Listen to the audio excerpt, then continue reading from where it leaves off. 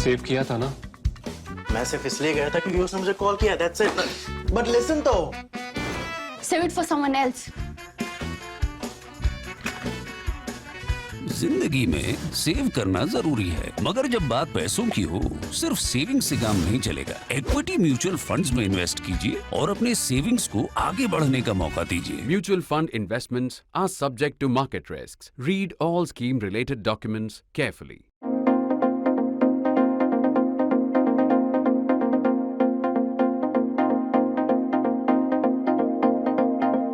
The dramatic transformation in Maharashtra politics over this week gives us an intriguing view of the state of our national politics, of where we stand now, how we got here, and where do we go next. Some interesting questions follow. Does ideology still matter in our politics? You'd probably think it doesn't. Particularly if you look at the rise of Aam Aadmi Party. However morally exalted the promise of a corruption-free government and a free this and free that do not make an ideology, not even when backed by framed portraits of Ambedkar and Bhagat Singh on the wall.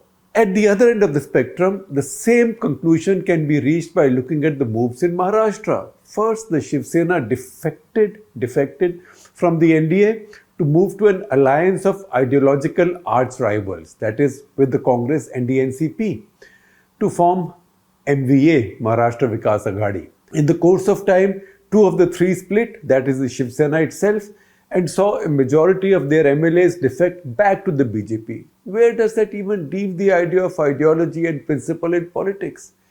NCP leader and former UPA cabinet minister Praful Patel gave us an insight into this changed politics when questioned by journalists to justify his switch to the BJP-led coalition. How could we explain this ideological jump? He was asked. If we, NCP, he said, had no problem aligning with the Shiv Sena, why should there be a problem in aligning now with the BJP? Now the fact is that I did see a comment from Sharad Pawar somewhere that said that it was okay to embrace the inclusive Hindutva of the Shiv Sena but not the BJP's, which we know and we must dismiss as pure baloney. The fact is that if you look at the big picture with an open mind, ideology has become a stronger force than it's been in decades.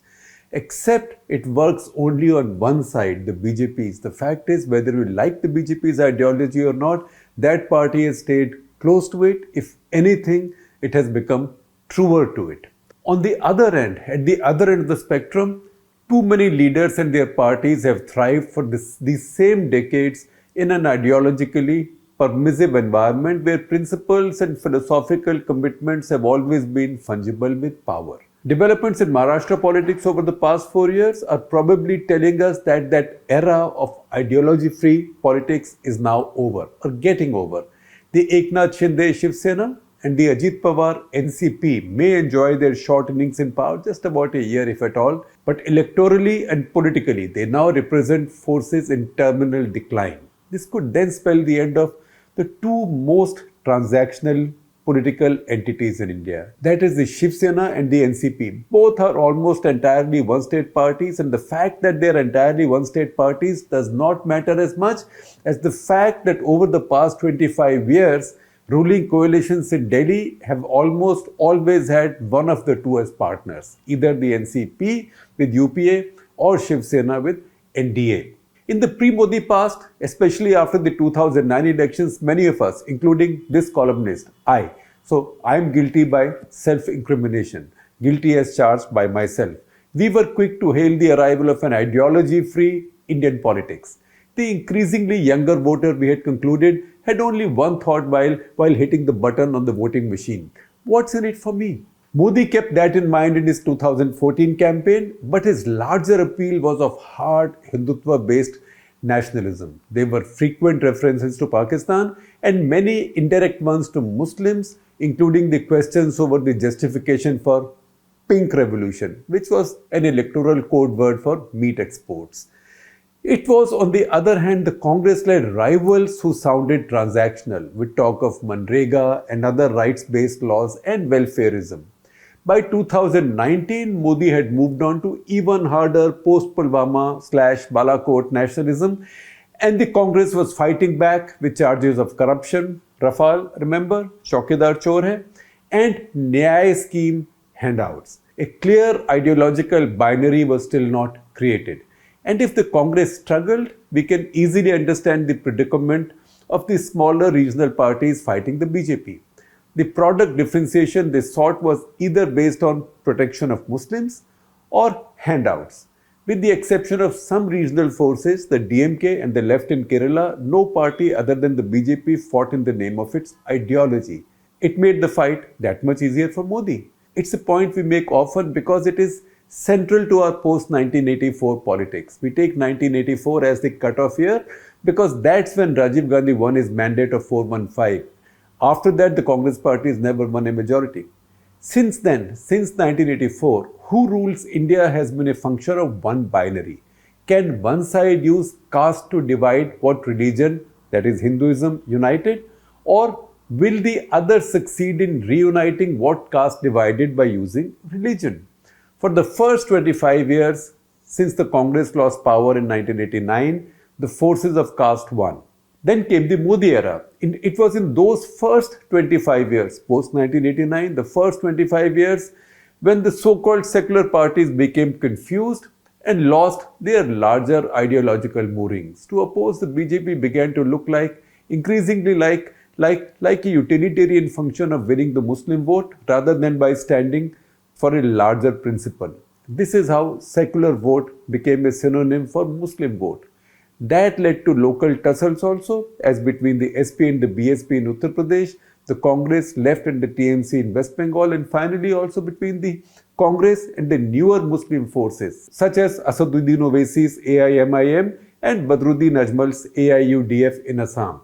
In most states other than Maharashtra, the NCP also began putting up its own candidates, as notably in Gujarat elections of 2017, which once looked touch and go for the BJP. NCP was not part of the secular coalition. They had their own candidates cutting into the votes, presumably of their secular partner, that is the Congress party.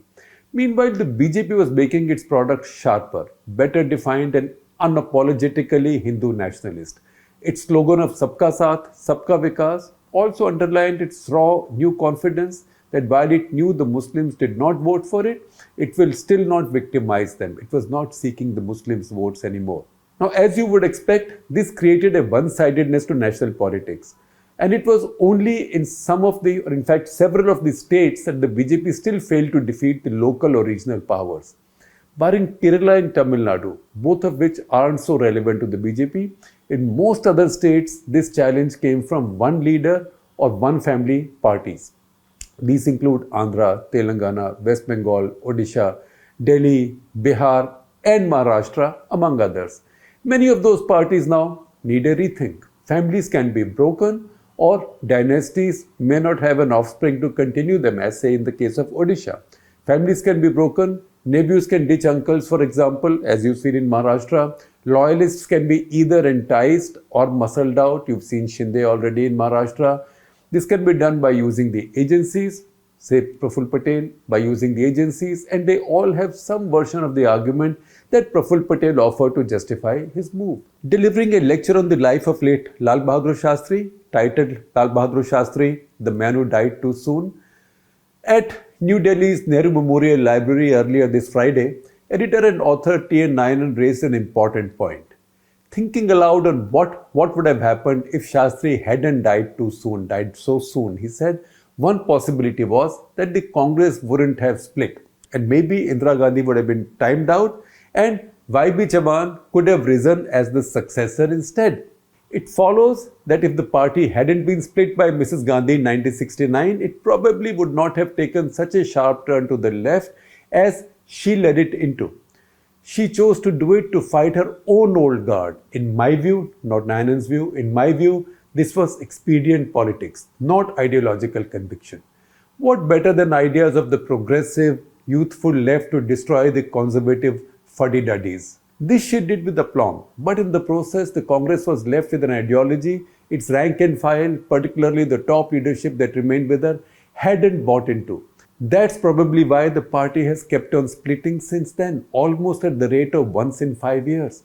Most of these breakaway factions then became regional forces. From the NCP to the Sangmas of Meghalaya, Mamta's TMC to the bias RCP. The BJP, on the other hand, kept its ideological and political cohesion. A few leaders who broke away returned, B.S. Yediyurappa and Kalyan Singh, for example, and the odd one who did not return, fade away. Think of Shankar Singh Baghela of Gujarat.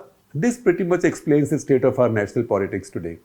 It is also the message of Maharashtra. If only the Congress could rebuild on its strengths and evolve a modern enough ideology, we could again be moving towards a clearer two-party bipolar politics.